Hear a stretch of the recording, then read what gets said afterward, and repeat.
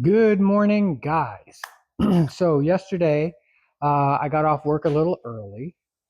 So I came in here and so with this right now, I've ordered some stuff. It's not here yet. So I'm just going to kind of push this until I get uh, the items that I ordered in, which will probably be in about another week or so. I'm not sure. But there's parts ordered for this. So, like I said before, we are going to work on the bus, the VW. So yesterday I got home early from work and I was like, okay, I'm going to start working on the bus, kind of get a jump start on it. I started recording, swapping out the carburetor with the new carburetor. And after a couple hours of doing all that, this is what happened.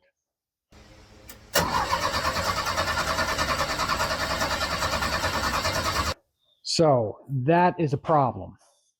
So the carb, I didn't seem to have any spark. There was no fuel.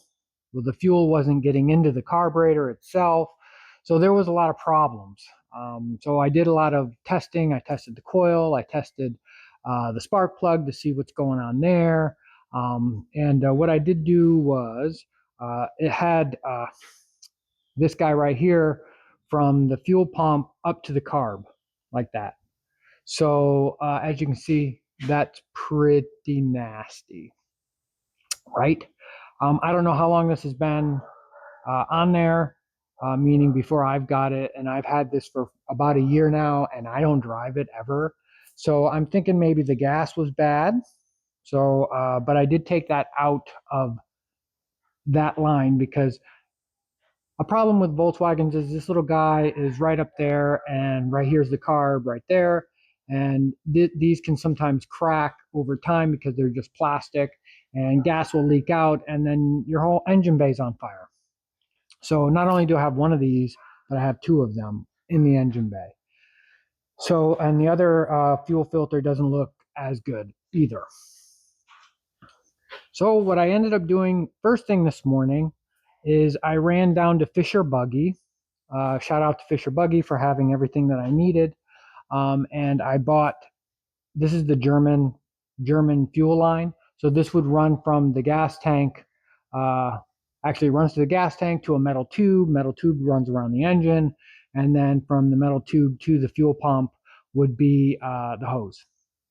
I don't have the metal tube. I just have this Bobo generic fuel line running from the tank up into the engine bay, and then another plastic filter, which is disgustingly grody, and then runs to the fuel pump itself. So I'm going to replace all that with my fuel line. I do have another, it's just, well, wherever it is here. Oh, here it is. So it's just another little fuel filter right here. But this fuel filter is going to be underneath the bus. So down by the transmission. So it takes all the fuel leaking issues out from the engine bay down below. So if this kind of cracks or whatever and it starts leaking fuel out the bottom, at least it won't be in the engine bay coming over and catching on fire. That is not what we want. And I've been wanting to do this anyway, but now, since I'm waiting for parts for this girl over here, this is giving me an opportunity to do it. So this is the new carburetor that I got. I got this off of Amazon, and I got this probably, I don't know, 9 months ago or whatever. So this was not allowing fuel to go into the bowl. So there's probably the needle seat assembly inside here is probably all kind of, I mean, I hear it in there rattling around, but for some reason fuel won't go into the bowl. Now I can pour fuel down in here and the bus will fire and it'll stay running until the fuel is used up in here.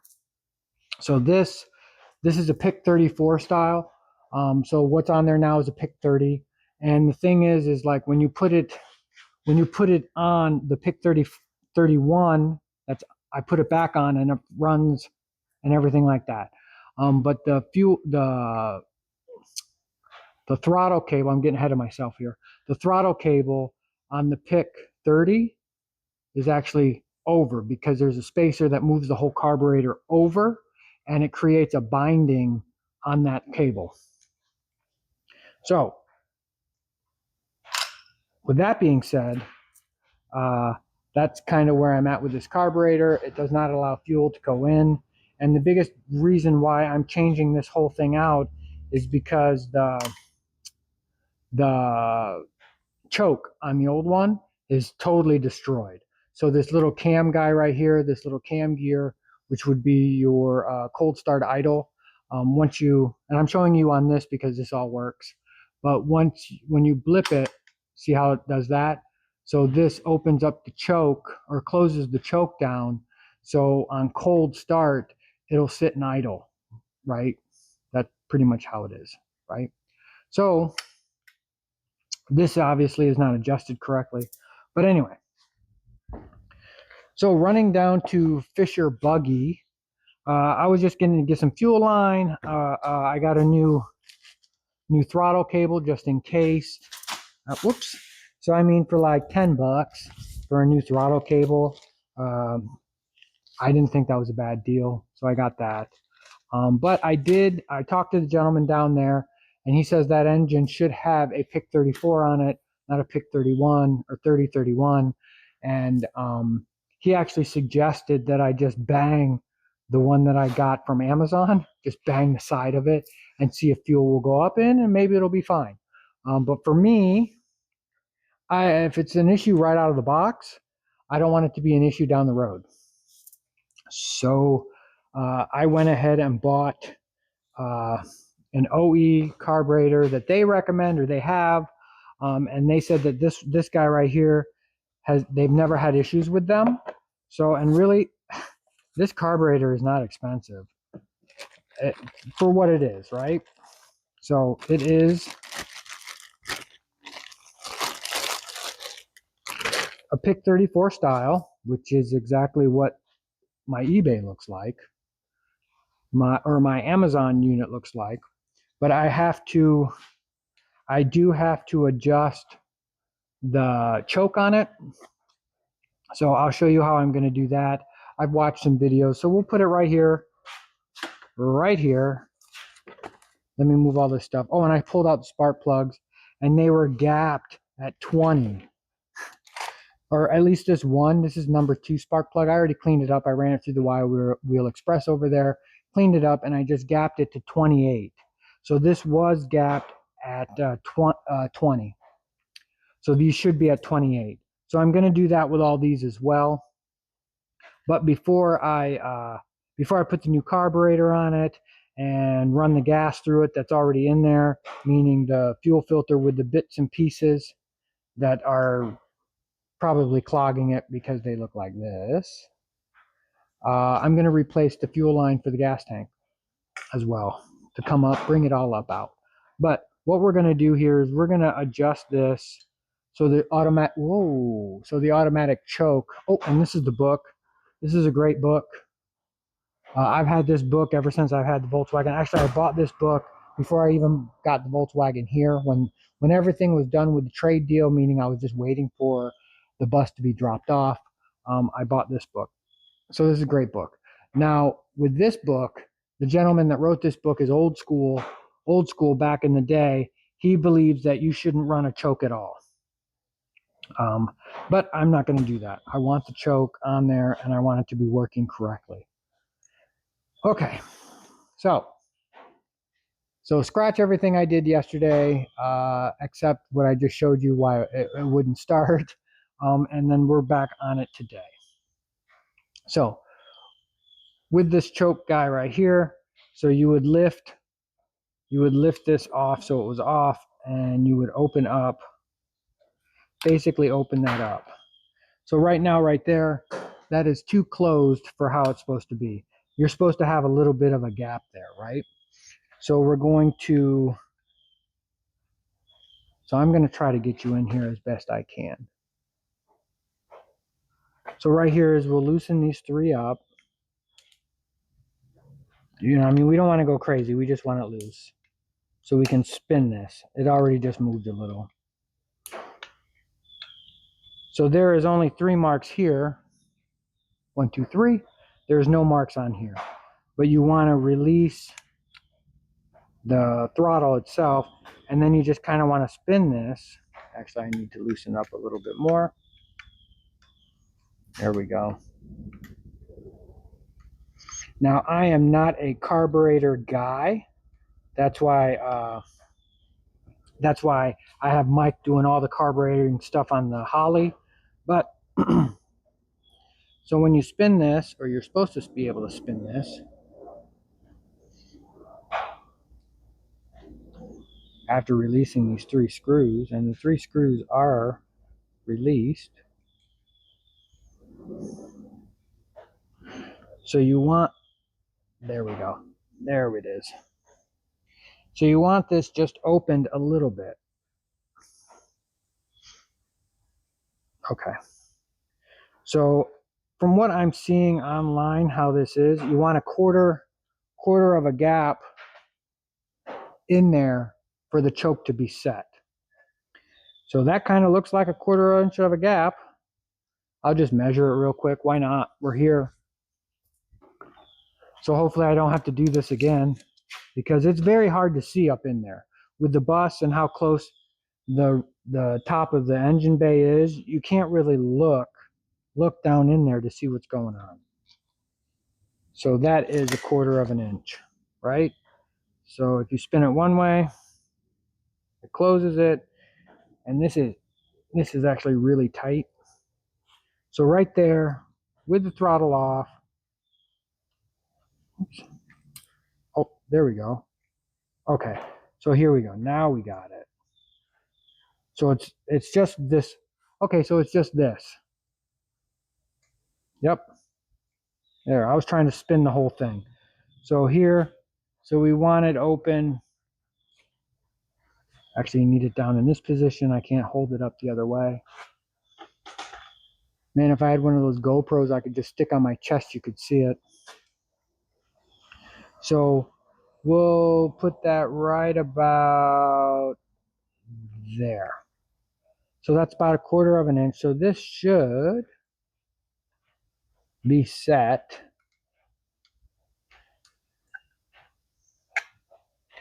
for the choke. And this obviously is for cold start. So once it starts heating up, because this is hooked to the positive side of the coil with the accelerator pump on the other side. So we'll just kind of tighten that down like that, and then like that.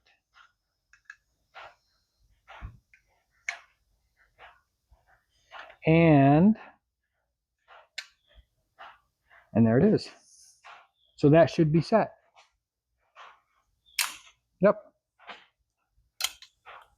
So as it heats up, the cam gear will come out and it'll open up the carb.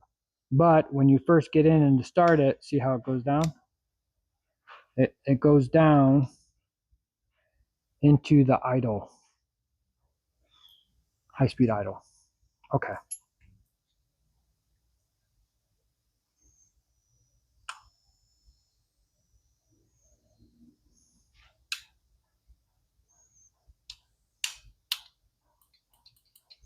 Yep, and you just want this. This isn't an idle screw. Whoops, this isn't an idle screw. The idle is actually this guy right here. And then right down here is the air fuel mixture. I'm hoping that's right. We shall see. So with that bumped, it goes right into there, and then it's at your choke, right? Right. So that should be set-ish to where I need it. So the other reason why I think maybe nothing worked out for me yesterday is because I wasn't wearing the Volkswagen shirt. So I did get them in, but here they are. So now that I'm wearing the correct shirt for the correct vehicle, maybe this will all work out right, as well as I'm hoping. Okay. So that's all set. I've got the choke set. Let me make sure this is tight. And then what we'll do is we will go back over there. Right? Let's open this back up.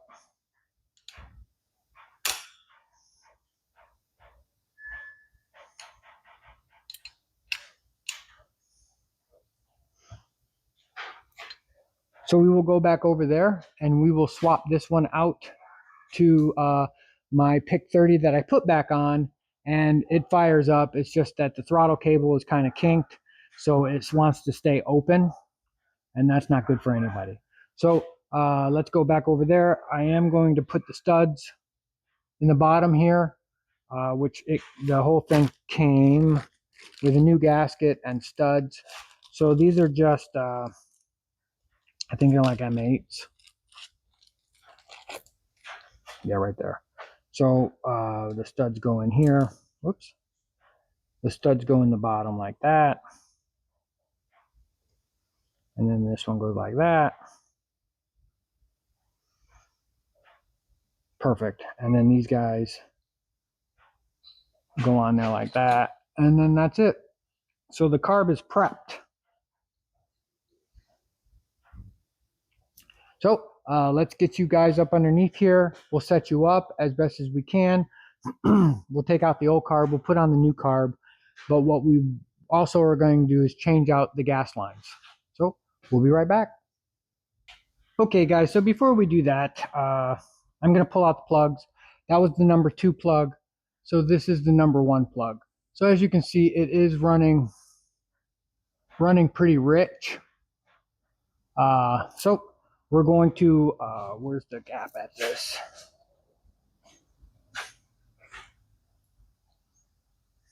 Yeah. And this is right at 20. And these are supposed to be at 28. So I'm going to finish pulling these out. I'm going to run them on the wire wheel, gap them at 28. And then that'll be taken care of. This is just VW maintenance stuff. The carburetor is not a VW maintenance thing, but we're swapping that out, fuel lines and all that stuff. So let me get all these done, and then we'll be back. All right, guys. So I'm sitting on the ground here, looking at the carburetor. So I'm going to swap you around here and tell you what I have to do to get this off. Some of you may already know, but anyway, this is what I'm working on this weekend. So let me swap you around. So here is the Pick 3031. But as you can see, how this adapter plate is, it's actually shifted the carburetor over. So my cable is kind of like crooked. So I got to take this off, unhook the fuel line, and right here is where that old fuel filter was right there. That's the one I will be replacing. It's pretty grody, pretty nasty. So I'm going to replace this before I fire this up. And then I made a wire. So this wire right here runs whatever this is, but it comes off the positive side of the coil, and it's supposed to come around and then hook up to the choke on this side. So I made that wire because this wire that was here was only here. It didn't have one for the choke. So now that I'm going to have an operating choke, I'm running the wire over. So we'll set you up over here in the corner, and we'll record this real quick, taking this all apart.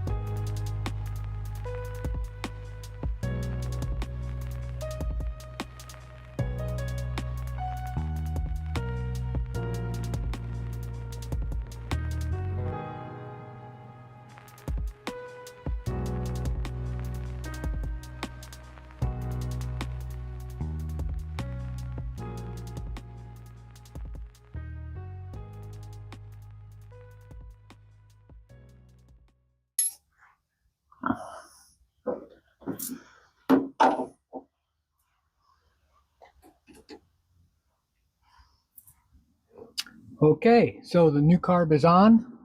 Uh, all set. I left the cap on the top. All the plugs are plugged in. And this, like I said, it goes on the hot side of the coil. So make sure the key's off or disconnect the battery. Always take the distributor cap off. It gets better access to that guy right there. So now we're going to replace this fuel line, or hope to. I got to see where that goes right there. Alrighty. So let's do that and try not to make a mess. Okay, guys. So I cut the fuel line. I'm now adding it in line here. So I'm going to show you these little guys that I got that I'm going to use. These are for AN lines, but I'm going to use it for this particular application. Why not, right? So let me swap you around. All right. So there's the new fuel line. So this is German braided 5mm line. So now it all matches all nice. It looks neater than that ugly stuff. But anyway, so these guys right here. So these are AN line holders. So what I'm going to do is I'm just going to put them in line like that. There, one there, and then one back there to keep me away from everything over here. And there's actually a hole in the back of the pan back there that this line pushed through because I pulled the other line back out through it. So let me get this attached here, and then I'll get it attached up there, and then it'll keep it secure away from all this stuff. So I'm sorry I can't show you up underneath here to see what's going on, but once I get down below, I'll show you all that. All right, guys, so what I'm doing is I am draining out the old gas. So that gas, it's been in there since I've had it, and it's been a year just sitting here. So I'm just going to drain out as much of the gas as I can, and then I'm going to put the fuel line to it, and then I'm going to shove you up underneath and show you what I did. Because right now, as you can see, the bus is not on the lift, so it's kind of cramped space up there. But I wanted to make sure it ran before I put it on the lift to do the shifter bushings and stuff like that. So I'm just letting that stuff drain. I mean, it doesn't look bad or anything like that, but I don't know, it's been in there a while. Anyway, so we'll be back after that drains out. All right, guys, so we got all the gas out. We pulled out almost 10 gallons. So it was almost full. So let me show you down here what I did, and then we'll go up underneath and I'll show you as best I can what I did underneath there. All right, guys. So we've got the fuel filter now out, and this is the fuel line. It goes up, attaches to the upper one, and then the lower one is out to the carburetor. So we have no more fuel filter there. And then I use those little clamps just to clamp these two together. And then right there and there, I did use tie wraps just to kind of keep it up. And then way up there is where the other one of these little holders is holding it up there. So it's out of the way of any exhausting going on there. Okay. So now we'll climb up underneath here. Give me a second and I'll show you what we did underneath there. All right, guys. So we are now underneath. So there's the fuel filter. And then let me see if I can get my hands all up in here so you guys and me can see. So right here is just one of the little magnet guys, the strong magnet right there. And then I have one right there. And then I have one way back here. Oh yeah, so 1, 2, 3. And that gives me access still to this fuel filter right there. And then the old line just kind of wrapped over the whole transmission end, but there's actually little holders in the floor that hold the line. So I put them back through the holders and connected it to the tank. So we'll go to the other side. So here is the other side. As you can see, the holders are right there. There's two of them. And then I just have it wrapped in and then clamped to that guy. And I don't think I can get up in there really good. No, not really. All right. Well, just know that we are clamped. There we go. There you can see it now. Right there. All righty. So now let me get out of here and we'll see if we can fire this up. Okay, guys, so I'm going to set you up here on a piece of metal with my magnet thing, pointing this way. So it's going to take a minute for the fuel to get up into the carburetor. But we'll see if this will fire up. If not, we'll just swap back over to the PIC 30, 31 and just chalk this up as a waste of money. Let's see. All right, let's see.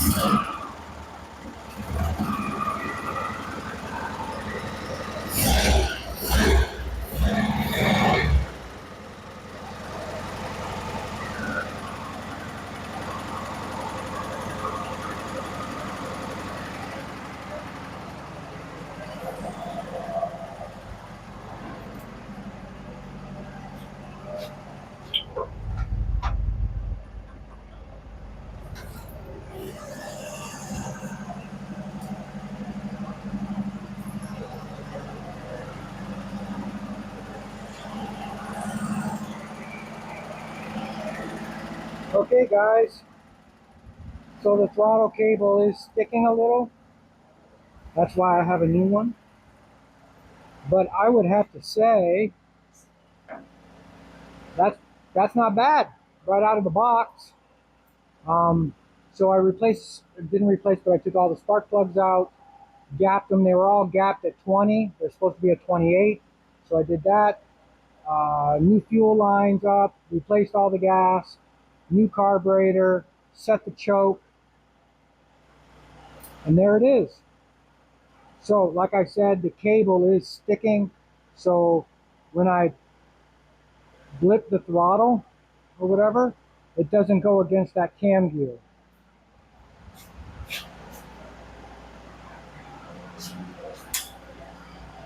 So instead of going like this, like that, it comes back and it hangs up right there, right? So when this is released, it can't come back on it. So it just kind of goes like that. So this really isn't doing anything.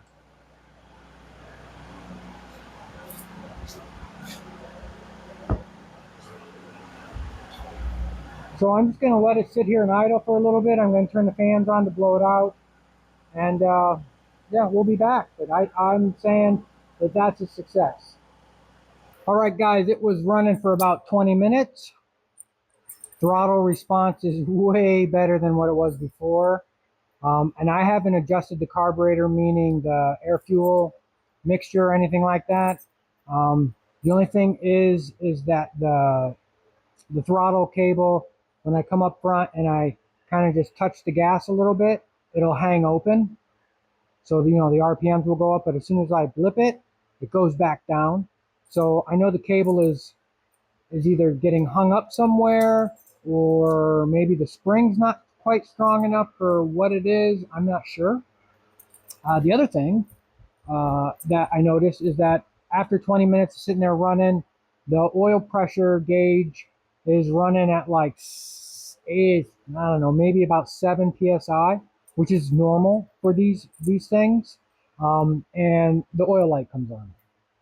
I just kind of touch the gas a little bit, oil light goes right off because it brings the oil pressure back up past 7. Because 7 psi is where these things, where it actually throws the warning light. Okay, whatever. I'm just gonna have to live with that. I had a suspicion that maybe the alternator wasn't alternating it, but it is. So I checked that, and it's running 13 volts with it running. So I know, because the battery was at that's an old battery. The battery was at like 12.4, just sitting there, but with it running at idle, it's at 13. So I guess the alternator is alternating. I mean, I have a whole bunch of brand new parts for this thing. I've got a brand new high output alternator for it, which is 60 amps. Ooh. Alternator for it. I have the shifter bushings. I have the new shifter cage dealio with the new plate. I've got that throttle cable I got to put up in there. I have an electronic distributor from Prootronics to put in with the bigger coil, but I just wanted to make sure that it was running. Okay, so with that being said, what I'm going to do is I'm going to play musical cars here. I'm going to take the Ford, pull it off the lift, park it over there in that area where the bus is, and then pull the bus over and put it up on the lift, so I can do the shifter bushings, because it's a lot easier with it up in the air, I'm thinking. And plus, I want to get rid of those heater boxes. So the 2 heater boxes on both sides, all they do is rattle. They're not connected to anything. The heater channels that go all the way to the front, they're not connected to that. I don't even think they're the right heater boxes, because they don't reach, those 2 tubes that I have coming down out of the fan shroud, which is supposed to go to the heater boxes, which gives you heat for the front. They don't even reach those. They're about that far away from them. And I know the Beetle ones are actually shorter than the bus ones. So I'm thinking that those are actually bus or Beetle heater box exhaust parts. But I want to get rid of all that. And I think the only way I can do that is with J-tubes. I used to have some J-tubes, but a long time ago, remember when I got that van, it was full of parts, like transmissions, another motor, whole boxes and boxes of parts. Well, I had a gentleman come in and he bought everything. Everything that I wasn't going to use, or at least what I didn't think I was going to use. And he bought everything in one shot, the transmissions, the engine, all the tins, everything in those little crates, all in one shot. And I think I forgot to pull the J-tubes out of the box, because I do have a Type 4 oil cooler on that, or oil cooler. I have a whole new doghouse for it to accommodate the newer style oil cooler, which I have to pull the motor out to do all that, and I don't want to pull the motor out right now. So let me move things around here, and let's see if I can get that up on the lift, see if I can get it into gear, because it is having problems with getting into gear. All right, so we'll be back.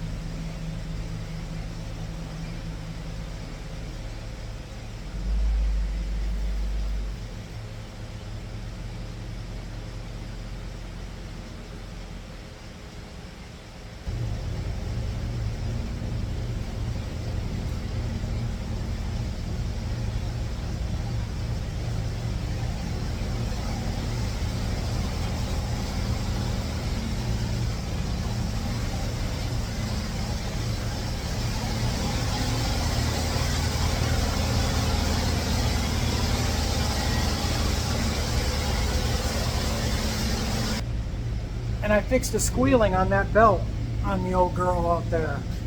So the alternator belt was a little loose. So I just tightened it up. No worries. All right, guys. So I figured out how to get this up on the lift. It's already leaking from the CV boots in the back. I tried to tighten those up, but with the wheels hanging down like that because of the swing axles, it leaks a little. That's okay. So now that we got it in here, so I was looking at up underneath with the gas throttle cable. So the thing is that my gas pedal, there's supposed to be like a piece of sprung steel which brings it back up. So just that little bit, I don't have the spring for the gas pedal. So probably what I'm going to do is I am going to attach a spring to the arm up underneath there. And so it'll just give it that little extra to pull it forward. So we're going to raise it up in the air. I'll show you what I'm talking about, and then we'll get after it.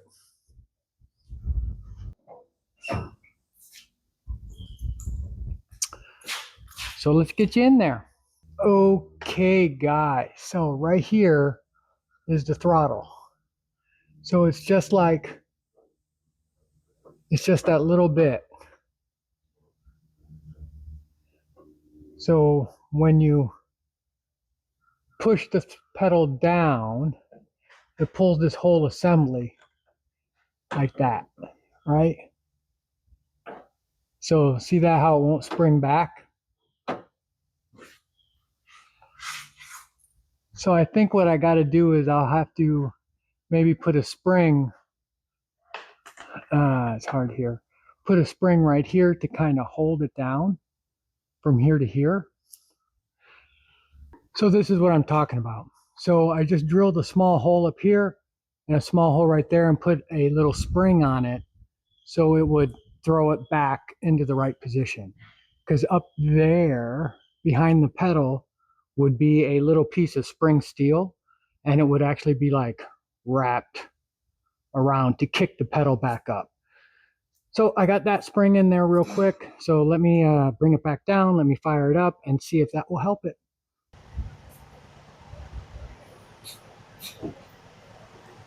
Well, that's fixed. Just that little spring right there just pulled the whole cable back into place.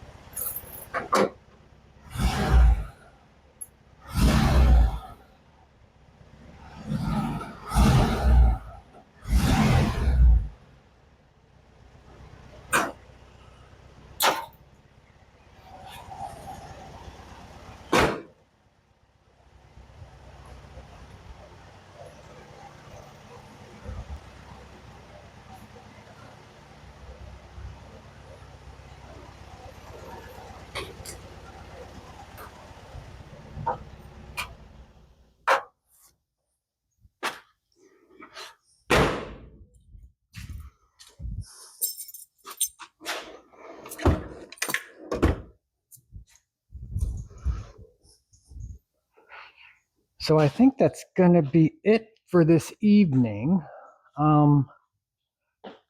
Yeah, so tomorrow we'll work on the shifter bushings.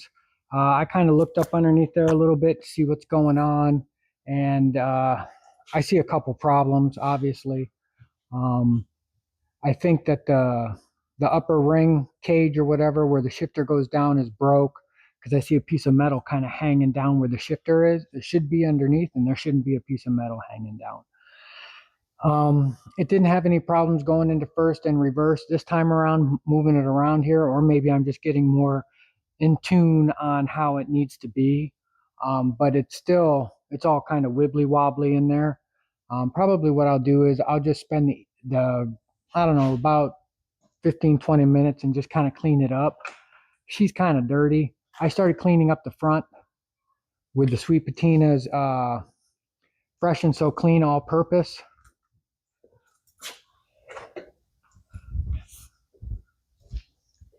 With this stuff, and it cleaned up the front real nice. Like you can see, it's bright white now. I just did the white. I didn't do the orange. but I did do the white. So we will catch you in the AM.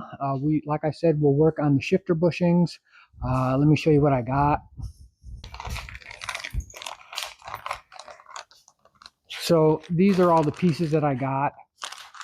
So this guy right here goes down into the coupler, and then these two go down the rod, and then this is the plate and everything that goes inside and on the shifter. So let me just spend some time to clean her up because she's really dirty. I mean, we're not winning any awards, but since I got it over here, why not? All right, so we will catch you in the AM. Good morning, guys. So this morning, it's about 11, and Mike stopped by. He wanted me to adjust his wiper arms so they sat a little lower. There's very little adjustment in those wiper arms, but you have to take cowl pieces off to get in there to get the nuts and the adjuster slider and stuff like that. So we got a little lower where he's happy with it. So anyway, so we are back on this fine lady. So yesterday we got the fuel lines all taken care of. We got the new carburetor on it, and it runs really good for a carburetor right out of the box. I fixed the throttle cable issue. Well, the gas pedal doesn't have the spring steel clip in there, so I put a little spring down there, so now it goes that extra 1/4 of an inch. It closes it, so now it doesn't have a high idle when you just kind of touch the gas and it kind of hangs open. So now we're going to be working on the shifter bushings, and what have you. So the shift rod that comes, the really long one that comes through, it has one of these guys that sits inside the cap, or the piece, shift rod tube. So the shift rod sits inside there, and this sits inside the tube, so it stops it from wiggle waggle like that.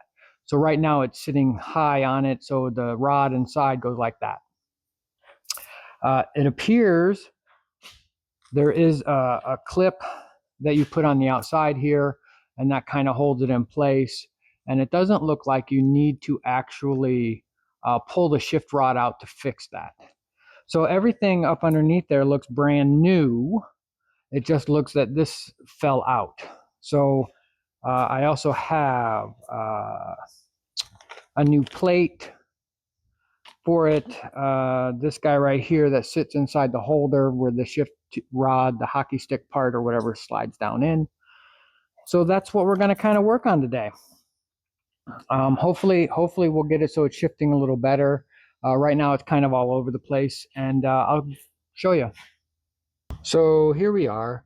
So you can see it's got like a lot of play, right? So that would be first, but you have to actually bring it over, and then it sort of gets in there sometimes. There we go. So that's first, second, third, fourth. But you see how it yeah, it might as well be in neutral like that. And then reverse, you're supposed to push it down and to you, sort of, and then get it into reverse. And that's the problem. That's the biggest problem. First and reverse. So I know you can, like, with that kind of deal where you have to go over and up to get into first, generally you would loosen this up and you would tap it this way. So that would be a little bit more positive shift there. But sometimes you have to like tap it this way and then kind of go like that a little bit. So what I'm going to do is I'm just going to take that off and see what we got going on down in there. And that's the only way you can get the first shift rod out. So that's what we're going to work on. So I've watched some videos on this. I've never done it. But until I take it apart, I truly won't know how it works. So that's the whole point. Let's take it apart. Let's see what's going on. And then just kind of study how this is supposed to work, or how the engineers originally wanted it to work. and then through my processes, not reverse engineer it, but see how I can make it better, what I need to do, how the adjustments actually work on there, and then go from there. Now I know you have to, supposedly, to get that first shift rod out, where the hockey stick, they call it a hockey stick, or the shifter goes into, you do have to loosen up or take off there's like a little coupler in the back, so you can slide that out a little bit in order to get out the front shifter, because it sits inside there about that far. When I raise this all the way up in the air, I'm kind of like doing this deal on my knees like that. So I probably won't do that. I'll probably just get my rolly cart, raise it up a little bit, and then just slide underneath there. I think it'll be easier for me because my neck won't be like this all the time. You know, real world problems, I guess. Anyway, so let me get this up in the air a little bit, and then we'll go underneath, and I'll show you what's going on down there. Okay, so the first thing I'm going to do is I'm actually just going to take the shifter out and see what's going on here. So let's just pull this out real quick.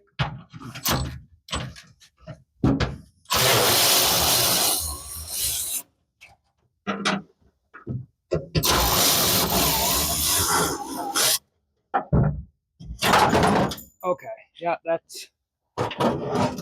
that's not right.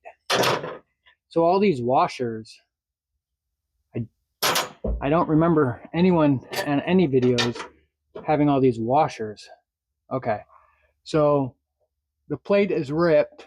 Actually, let me get a light. Okay, so here we are. So for some reason, there's a couple washers that shouldn't be in there. The shifter plate deal for the reverse lockout is ripped, and there's no bushing in there. Yeah, that's a problem. And there is a dead salamander or lizard. Yeah, we got a lot of those in Florida. Okay, so now let's go down below. Let's see if we can get that rod out and then go from there. So here we are down below. But there's supposed to be this shifter bushing right here. And then way back here, there's another one right there. So that is actually supposed to be inside the tube. Oh, and there's some more washers. I don't know why they had a bunch of washers in there. So let's see if we can take this out. Like I said, this is really hard for me to show you, but I got to loosen that up, and then the rod should sort of drop out, I think. Oh yeah, there's another washer up there, or a shim. I don't know why there's this. You shouldn't have that. Okay, so let's see if I can set you up here. I got to take this off in order to work on that down there, right there. So I'm gonna mark that. Oh, I'm gonna mark this right here to here, so I can remember where it is, and then I'll see if I can set you up in here, and see. I don't know. This is gonna be tough. All right, so here we are. I don't know what size that is. It's metric, obviously, probably a 13. Nope. Yeah, it is a 13. Okay. So let's see if we can get. Oh yeah, that's nice and loose. Oh, another washer fell. That's always good. Oh, there we go. Okay. Here we go. There we go.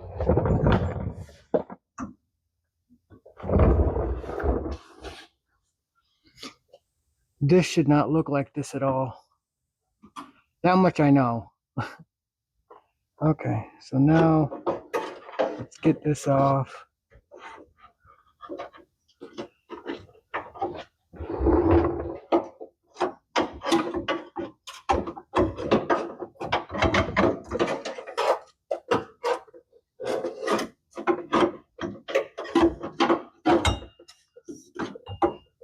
Okay, so we got that off, but that's not looking good.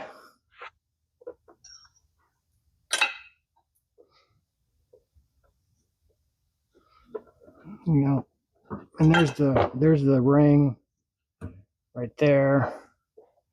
Good thing we got a new one. There we go. Okay. That's bad. I can't stress how bad that is.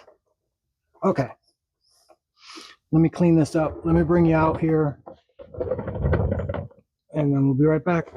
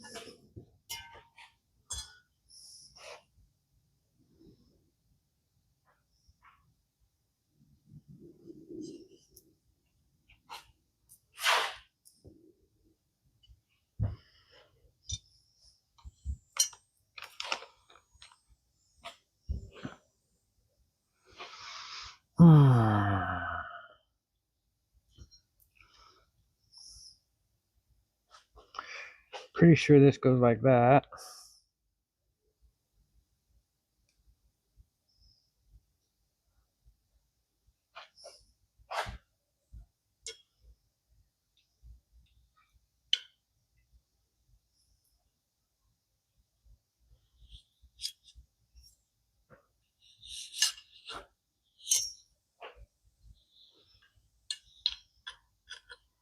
And that's supposed to go like that.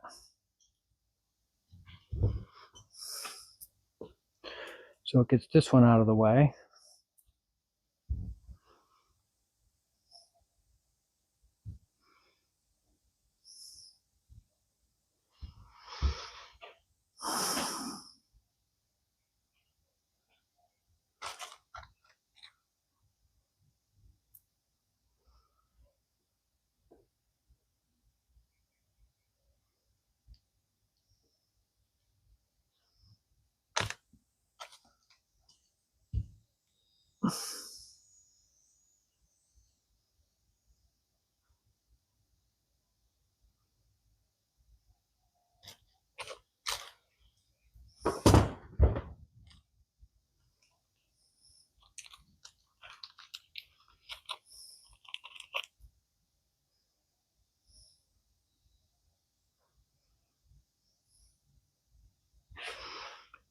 And this guy sits, where is it? This guy.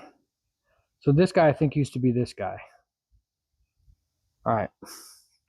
Let me just go underneath here and just kind of clean up underneath. Let's see what's going on up there. But I don't know. It doesn't quite make sense, some of these parts that I have. And again, I'm not a Volkswagen guy, so maybe these are all the parts I'm supposed to have. But for some reason, this end right here does not look right. Nope. Okay, we'll be right back. Okay, guys, so I loosened up or took off that rear shift coupler that connects the transmission to the shift rod, the medium one, the middle one, to pull out the one bushing that I could get to, and it's like brand new. There is no wear on it whatsoever. Just a little wear right there, but that's because of the front piece, this guy right here not being in, so the rod was sitting down. So I see how it kind of wore a little bit right there. So I replaced that one, but if the front one's new, I know the back ones will be fine. The thing is with this is like I've been saying in previous videos or whatever, this has got like all new parts. It's just the execution of how it's put all together is not correct, right? No big deal. That's what we're here to fix it for. So I have to put in the front, whoops, the front shifter bushing, which goes into the tube. I'm gonna not worry about that right now, because I think all our problems is this guy right here and the plate being all like broke and 15 different washers and what have you. So there actually is no bushing that goes in here at all. I just went on Wolfberg's West, and they do not show a bushing for this. This is just full of grease. So the shifter ball slides in there, and that's how it is. This is what kind of holds that in place. So it actually goes like this underneath the vehicle, and then this right here is what holds this whole assembly up into it. I think the older style has a little bushing that would go right in the end, and this would not be here. And that's what this one's for, would be there if I had one. But this is the newer style, so this is how this is supposed to be. So what we're going to do is we're going to put this together here. There's like I said, there's like a little rod or a little ring that connects and holds this all together. So I'm going to see if I can get it in there. Why not? It'll either work or it won't. So I'm going to go up underneath there. I'm not recording this because I cannot get you guys up in there. But just know that that's what I'm going to do. And then when we're all done, I will show you it all done. I don't know. That's kind of where I'm at with this. Just to get it done and see if I can get this shifter. But once we put the shifter in, then I can get you in there and look. All right, so we'll be right back. All right, guys, so we are in the bus. I got the shifter back in. It's hard to record it for me because I don't have like a bunch of tripods. I just have a magnetic thing. But it feels a lot tighter than what it was. It took me a minute to figure out all the gearing, but now reverse isn't behind my leg, so that's good. So what we're going to do is we're going to fire it up, and then we're just going to see if it'll back out. So I'm going to kind of set you in here. Take a look at if I can get it sort of right there. I don't know, guys. I'm trying here. So there's the shifter. So before reverse was all the way back here. So now reverse is right there. Oops, that's fourth, first, second, third, fourth. So let's see how she does.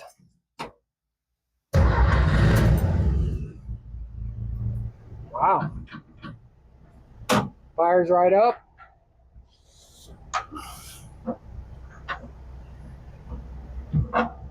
So that should be fourth or reverse. Oh. Yep. And it is reverse.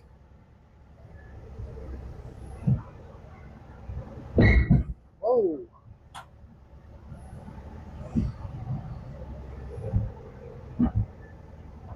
So that should be first. Yep. Nice. Reverse.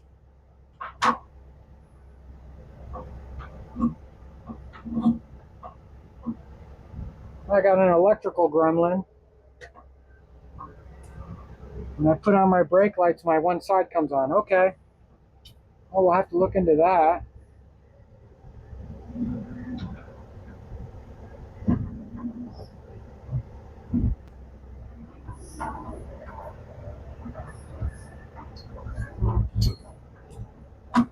Oh, there's wifey. So that should be first. Yeah. Nice. I can't really set you guys up here at all to drive this out and about. Maybe like that.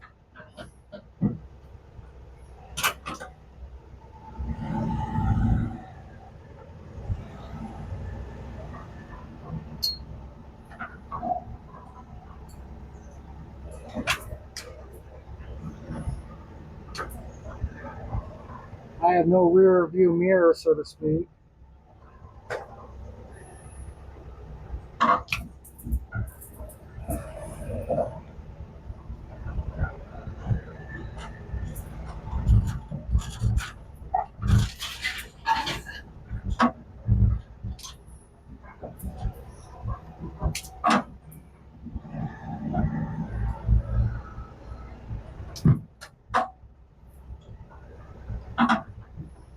So this is the first time I've ever driven this out and about.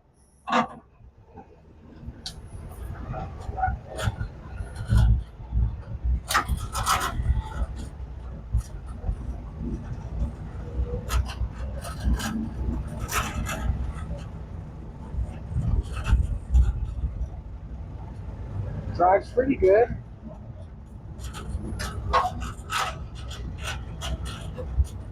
Brakes suck.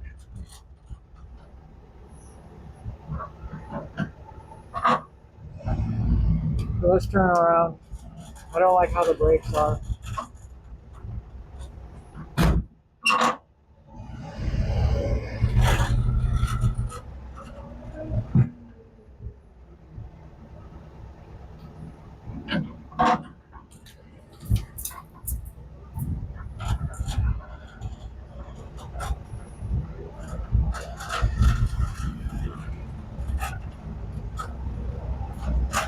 Shit's pretty good.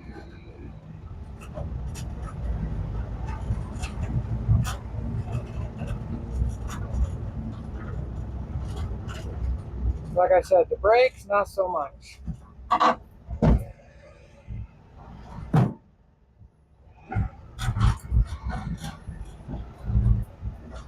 other than that,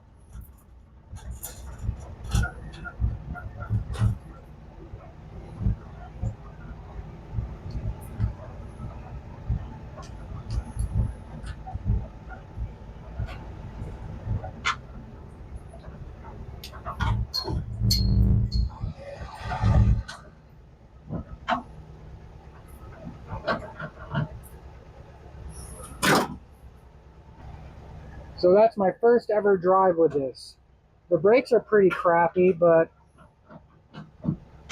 I like how it's shifting.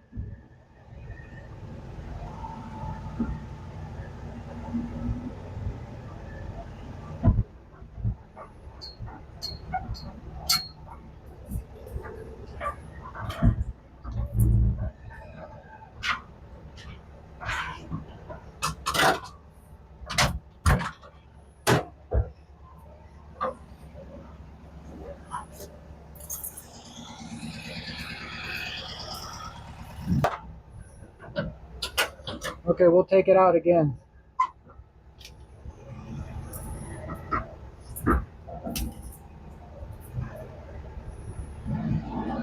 But it goes through the gears pretty good.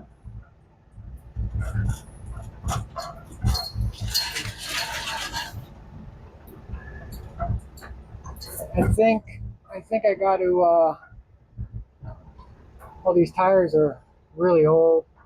They have flat spots on them. So let's try it again.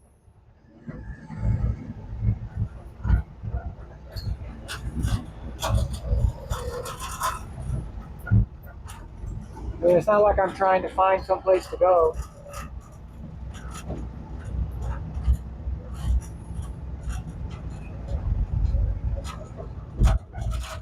Yeah.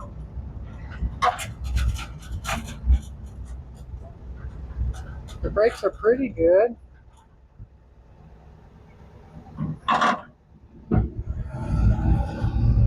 I just think it needs to be worked out.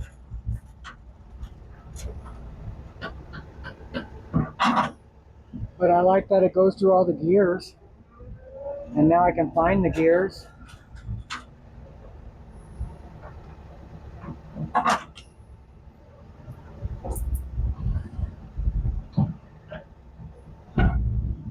There we go.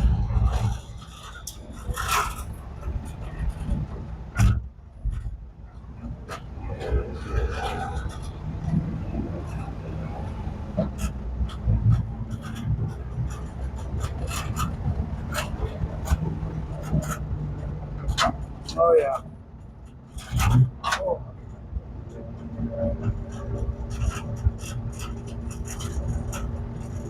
Yeah, those tires are rough. All right. Well, let's get back to the house then.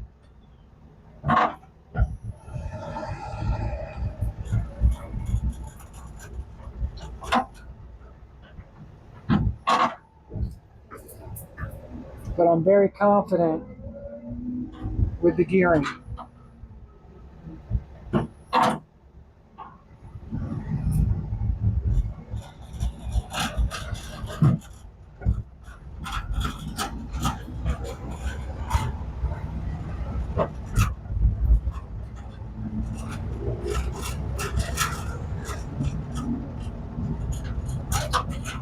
Yeah, I hear those tires. Whoop, that's reverse. Reverse was not what I wanted.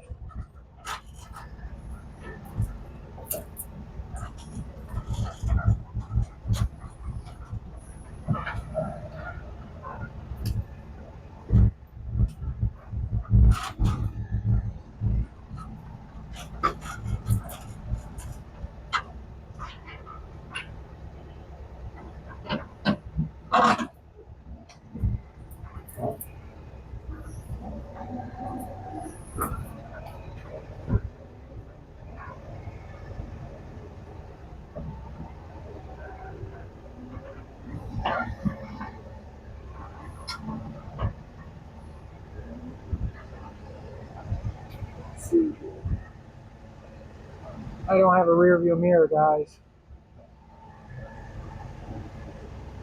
The oil light comes on, of course, now that it's warmed up.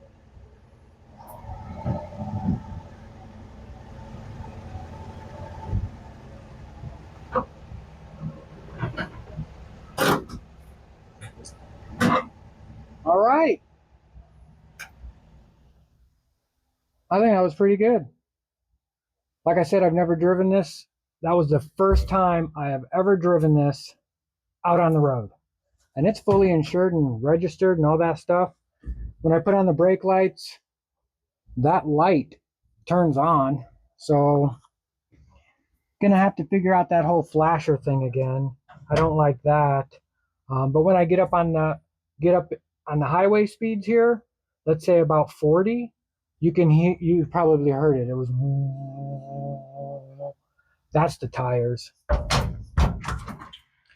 But man, that's pretty good. Yep. Alrighty. All right, guys. So I made a little mount. Basically, just some metal I had over there from the running board. But I made a little mount. I'm going to put it in there. I'm going to bolt it to the back behind the seat. And I'm going to see if I can get wifey to just go up and down the road and get her honest opinion of it. So, yeah, let me go grab her.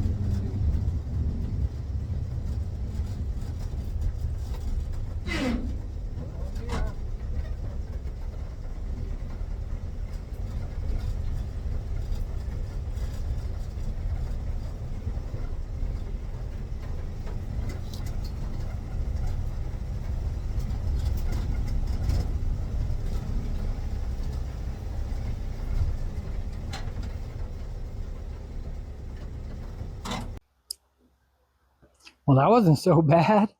She actually took the drive really well.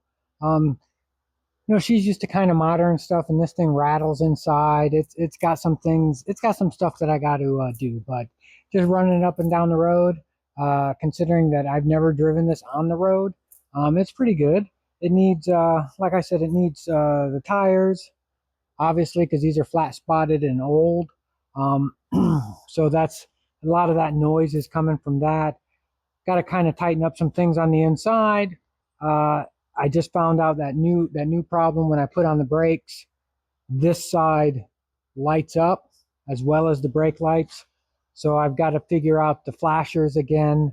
But since I just did all the turn signals and brake lights and everything on that, or on the COE, this should be no problem now. Um, but yeah, so the only thing I didn't get done this weekend was I didn't get the bumpers sanded down and painted white and put those back on, and I didn't get the back glass in.